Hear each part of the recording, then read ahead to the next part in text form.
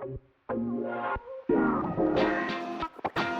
also called a writ of mandamus, a WOM, all these types of jargon. They all kind of. Hello and welcome back to Visa Vibes, your go-to podcast for all the latest twists and turns in the immigration space. I'm Emily Newman, managing partner of Reddy Newman Brown PC. And I'm Stephen Brown. I'm also a partner at Ready New and Brown PC. All right, so Stephen, I have it easy this week. We are going to be tackling a topic that's becoming more urgent and more important under the Trump 2.0 administration. The first Trump administration taught us a lot about what extreme vetting and administrative slowdowns can do to families, workers, and businesses. We're starting to see some of these same patterns reappear, unfortunately. Yeah, I think, it's time to keep in mind that nothing's changing with Congress. I mean, I think really on the immigration side, we have the Lincoln Riley Act, which doesn't change adjudications. We have extra funding for, immigration enforcement, but that doesn't change adjudications. But we're seeing these policy shifts, either announced or not, from USCIS and Department of State, and these can roll quickly. They can never be really seen until we kind of see the delays. And it causes issues almost overnight. We saw this with the first administration, and I think the first go around we were reactive and started getting into litigation, reacting to issues, and now it's time to be proactive with it. All right, so we're going to talk a little bit of history here. As you mentioned, we were reactive before. You litigated delays and lots of things under Trump's first term. What were some of the biggest bottlenecks we saw back then? Yeah, so we litigated delays, denials, policy issues, regulations, but we want to focus on the delays today because I think that's what impacts people a lot. And some of the big things we saw are mandatory interviews, whether especially on the employment-based green card side. Historically, employment-based green cards only got interviews if they were kind of flagged. Maybe there was a criminal issue, maybe there was a reporting issue or something that the officer had issues with on eligibility. The Trump administration in the first go around made it mandatory for everyone to have interviews, even for very clean, EB1A cases. It's always been required for family based, but employment based that caused delays getting the appointments at the field offices, and then them having to actually make a decision. And they are notoriously bad at those decisions, by the way. Yeah. Biometrics appointments was like the first thing that really, really started delays. We saw denials, right? There are policies that led to a lot of denials in the Trump 1.0 administration. But in 2019, they said, hey, we're going to require biometrics for every I-539. And that meant H4s, H4 EADs were delayed. L2s, at that time, L2 EADs were delayed. And they'd done an outreach and said, well, we're not going to be able to do it in the premium processing that we do as a courtesy, but we're going to be quick about it. And Famous last words. like, we get it. We get but that was a lie. We saw these pending for a year, longer than a year. And so we were, got involved in some litigation early and effectuated some change on that. We also started seeing processes where they would split the families out, whether this was the H-1B from the H-4 or the primary from the derivative on the green card side. On the H-1B, H-4, L-1, L-2, this really made no sense. I mean, we deposed adjudicators who were like, we don't know why. Like, this made sense to us because when you talk about an H-4, really the question is the H-1B approved and are they in the US? And so adjudicators that we had testimony from were even surprised, like it made no sense. But that caused a lot of slowdown and unpredictability. We saw it with derivatives getting separated on green cards as well. And then really just the idea of extreme vetting, where everything is fraudulent, right? That's their viewpoint. Everything needs to be looked at for a national security issue or fraud or whatever it is, even if it's a 10th extension with the same company, no changes. Okay. And so those caused a lot of issues. And then my personal, favorite, which made no sense, was getting rid of the deference policy. Under the Administrative Procedure Act, they really should kind of have that deference because, why are we making a new decision on the same set of facts? But the Trump administration said, no, no deference. And so we're going to look at every case brand new, even H4 extensions and, H1B's extension. So these are all policies. Yeah, so that's the important thing is none of these were laws. So there was no change in the law by Congress to make interviews mandatory, no change in the law by Congress to create this biometric requirement, nothing to do with separating family adjudications, nothing about increased screening, security checks, all of that, and nothing related to deference. None of that was changed due to laws passed by Congress, which means that these could all easily come back because they were all things that were done by an administration through executive actions. Yeah, they were all policy.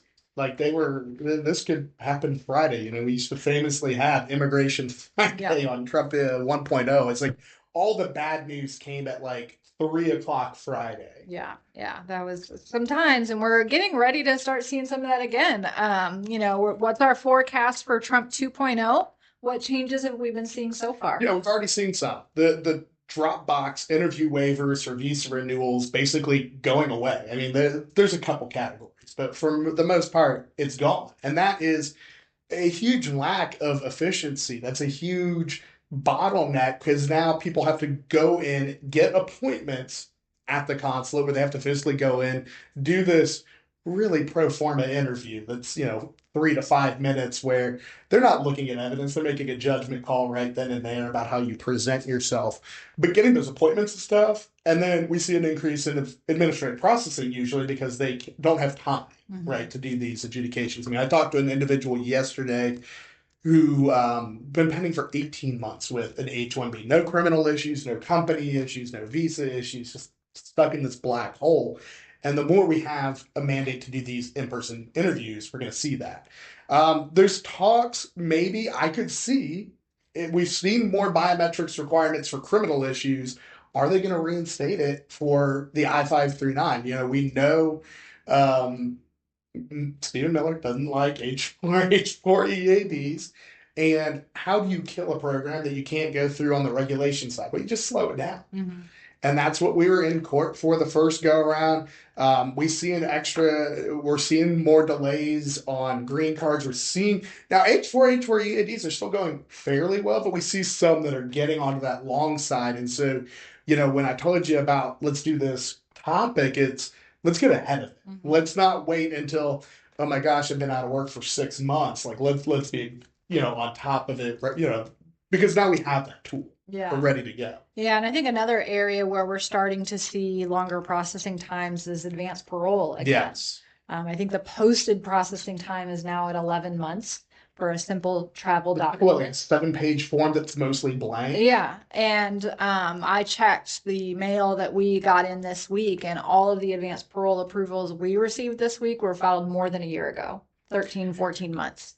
And the problem with the advanced parole, Emily, is like unlike the EAD where it has the auto extension, the advanced parole doesn't. And so there's the possibility of you being stuck because if you're not maintaining your H or L, then you abandon your 485 if you travel. Yeah. And so that's ridiculous.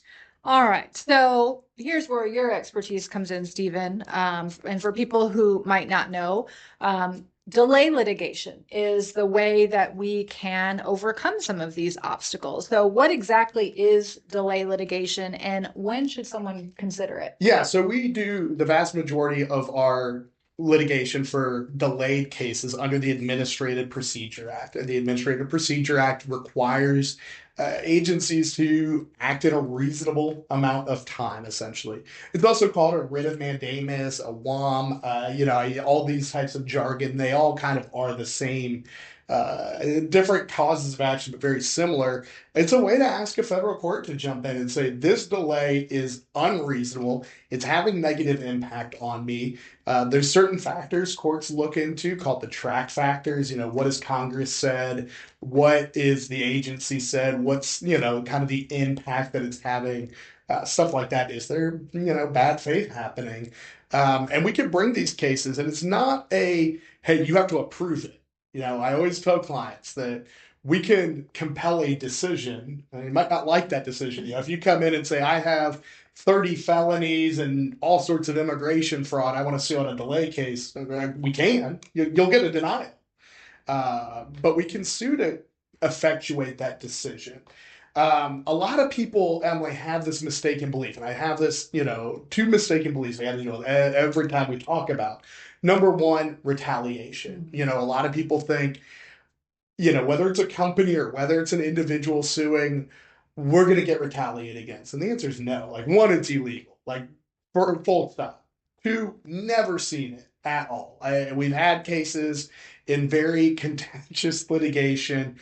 Nothing is gets impacted because it's illegal. Number one. Number two, the government's not organized enough to retaliate. Like, let's be honest, they just can't do it. And talking with former Department of Justice attorneys who used to defend these cases, and now we're on the good side of this, it's never been brought up, to retaliate because it's illegal. And so that's one concern because nobody wants to sue and then get a denial because they sued. Yeah.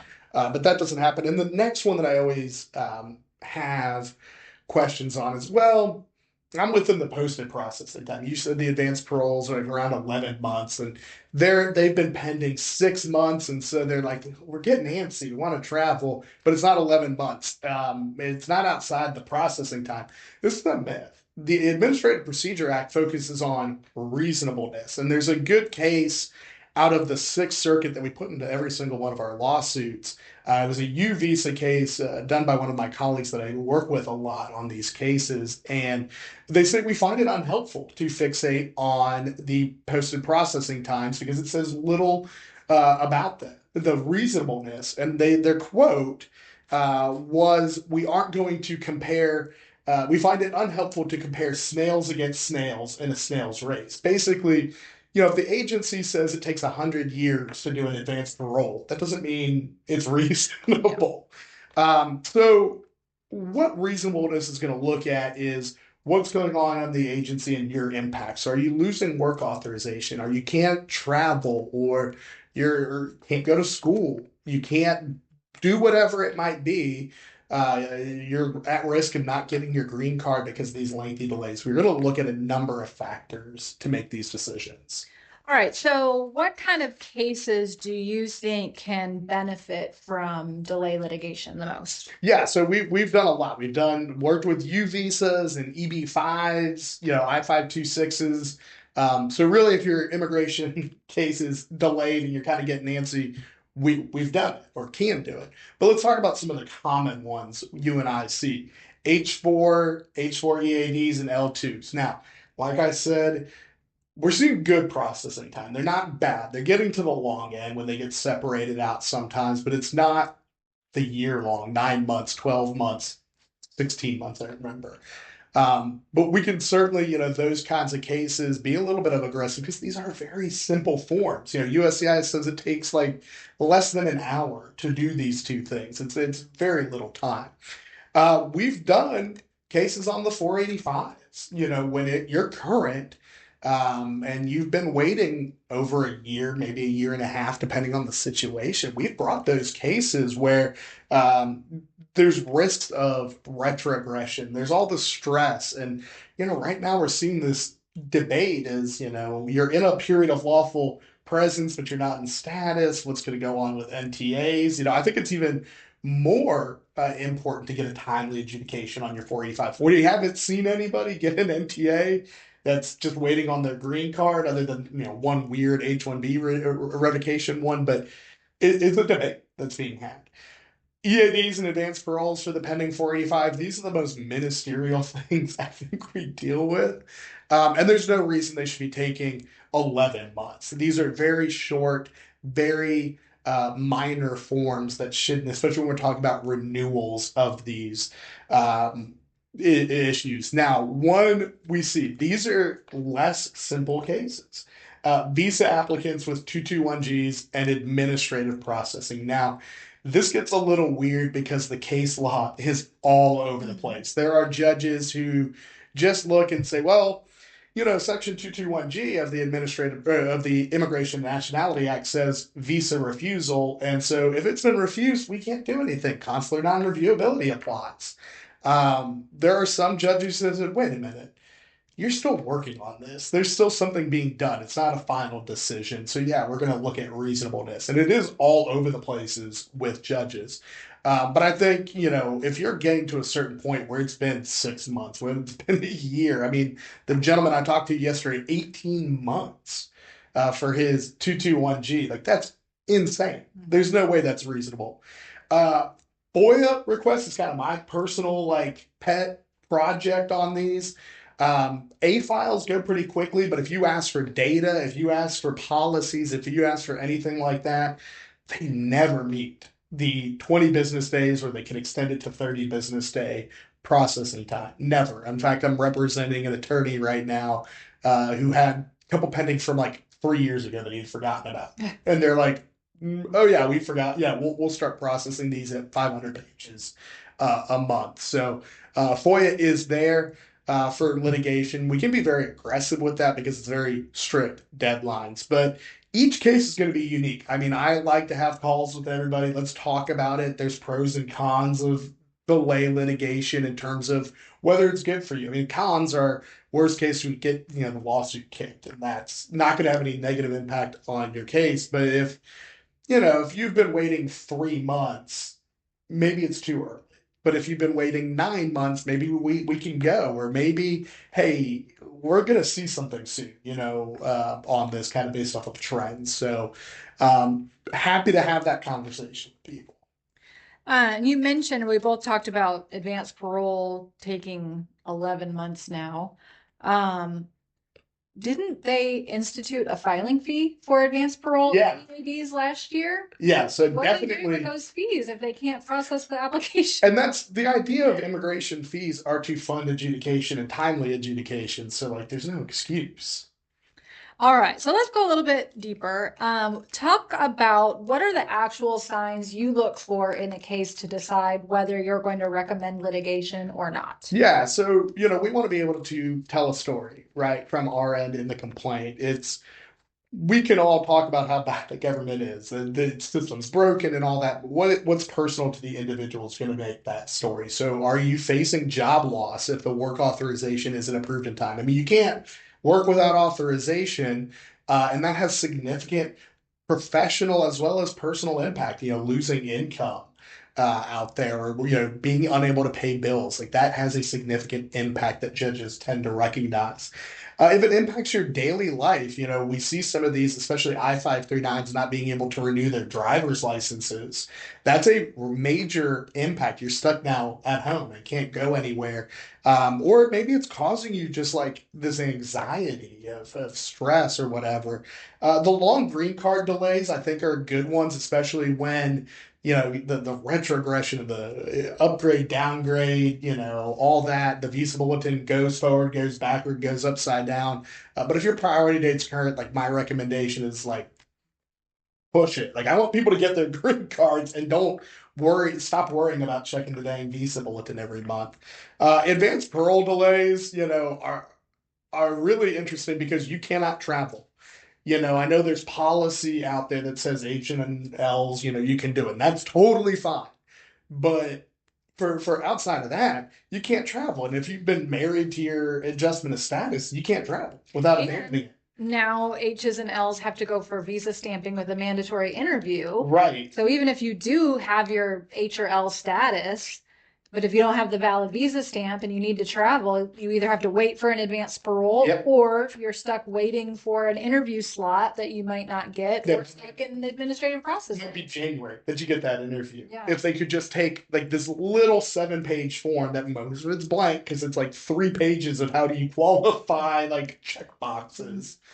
It's ridiculous. And so that is definitely something. The 221G administrative processing, that's one, like I said, that's going to be very dependent on facts, unique situations. What's, the company saying like, hey, we might lose out on valuable assignments that you're doing. We can't do this critical research or this critical development that we're doing from your end. I've talked with people who hey, we came over for a little summer trip with the kids and now they need to start school. Like that's a very unique situation, other than, hey, it's been 3 weeks.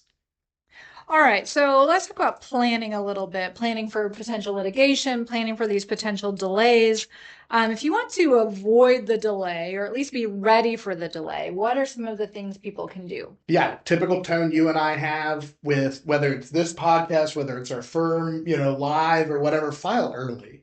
If you can file early, you lessen the likelihood that the delays will have an impact. Now, that's not always going to prevent them, but if you can file right at that 6 month mark, then great. The most benefits it's 6 months out. Doing that will help make sure there's a little bit of a buffer. That way, you're not having to panic. Document everything. What have been your efforts to contact USCIS? Look, I had at one point a binder of questionnaires of people that had reached out to their congressman, reached out to Expedite, reached out to customer service, and got nowhere. But we can show that you're using court as a last resort. We don't have to show that you've exhausted those avenues, but man, does it help? Where, Judge, we've called customer service 10 times. We've talked to our congressman, nowhere. And so we're here. That helps. And then just know your options, whether it's, hey, we can do I get the automatic extension of my adjustment of status EAD, or for an H-1B, I can work for 240 days beyond the expiration. Or do we need to talk about litigation? I mean, there are times I've had conversations with people who were ready to do litigation, and I tell them, you don't need it. You can work for another 540 days. Like, we could talk again, and I'm happy to sue, but you don't need to. And I'm happy to tell people you don't need to, more than just like, because I want it to be a benefit, And so it's important to talk through those options and what are there, but filing early is a big one. All right. So, kind of big takeaway here. In immigration, we can pretty much never guarantee anything. We can never guarantee an approval for sure. But one thing I think we can both 100% guarantee is delays are coming. Mhm. We're only at the tip of the iceberg. We have 3.5 more years of this administration. Things are only going to get better before they get worse. So plan for it and don't just sit and wait. No, no. I mean, we've already seen there was some people that have gone through the data with the quarterly reports and have already seen increased processing times. USCIS posts the historic processing times. You can already see fiscal year 2025 is creeping up compared to 24, 23, 22. 2020, 2021 are very weird COVID years, but they're already creeping back up from the last few years. And just, I think there's a instinct of, well, I'm on, X, or I'm on Reddit or Telegram, and this is normal. Maybe it isn't. And talking through your options with someone, it can be helpful in determining whether it is normal that you're waiting 9 months for your advanced parole. When, I mean, we've seen some 3 months. I mean, I remember one time suing for a family's advanced parole at about the 6 month mark, and they got their green card instead. So we're like, we're good, we're happy. So not delays might be normal, maybe 2 weeks in, I can say it's normal. Um, but some aren't. And if you're getting on that long end, reach out to an attorney who does mandamus, delay litigation, whatever they call it. Yeah, and even if it is normal, I mean, USCIS puts everything in terms of normal processing time. Doesn't mean it's reasonable. No, definitely not. Yeah. So that's why we wanted Stephen here to lead this conversation, because he's definitely been through this before, knows the pattern, helped tons of clients fight back against delays, helped effectuate major changes at USCIS with their policies, with the bundling of H4s and H4 EADs with H1s and eliminating the need for an L2 EAD and all of that. So that's kind of where we're at with delays right now. Yeah, so hopefully you don't face it, but hopefully this keeps you informed on what your options are. All right, well, that's all for this week's Visa Vibes. If you found this helpful, please remember to subscribe so you don't miss out on our next deep dive on the immigration topics you like.